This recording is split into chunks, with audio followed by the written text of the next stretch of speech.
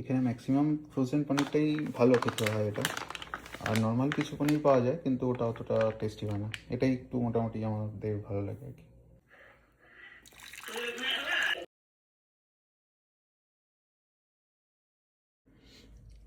দেখো আমি রান্না করার জন্য নিয়ে নিয়েছি দুটো টমেটো কেটে নিয়েছি, দুটো পেঁয়াজ, এটা হচ্ছে ইমেনের পেঁয়াজ, ইমেন বলে একটা কান্ট্রি আছে, তো ওখানকার পেঁয়াজ এটা।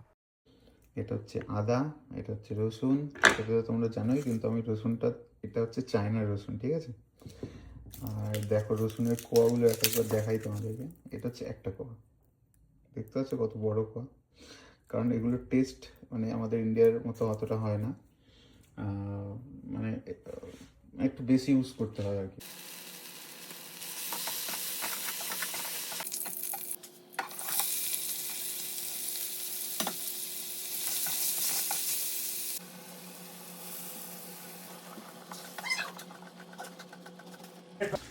দিলে হলেও নিয়ে গেলেও ঠিক। হ্যাঁ বাবা নিয়ে যাও।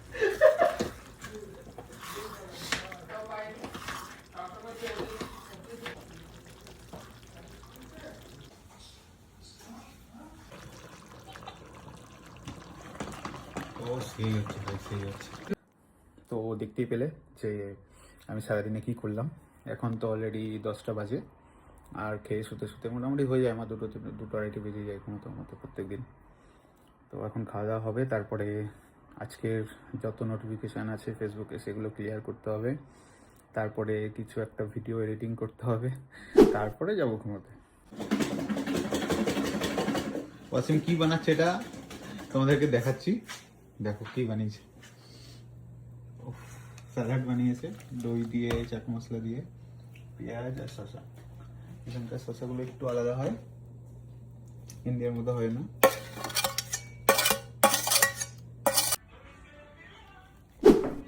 তাহলে আজকে রান্না কমপ্লিট হয়ে গেছে এখন। তো এখানে কি কি হয়েছে সেটা দেখে নাও। এখানে হচ্ছে চিকেন, যেটা শিশু বানিয়েছে, আর এটা হচ্ছে মাটার পনির, যেটা আমি বানিয়েছি, আর এটা হচ্ছে মাটন, যেটা আমার ম্যানেজার আমাদেরকে দিয়ে গেছে, আর এটা হচ্ছে একটু আগেই তোমাদেরকে দেখালাম ওয়াসিম বানিয়েছে স্যালাড। তো চলো দেরি না করে এবার শুরু করা যাক খাওয়া।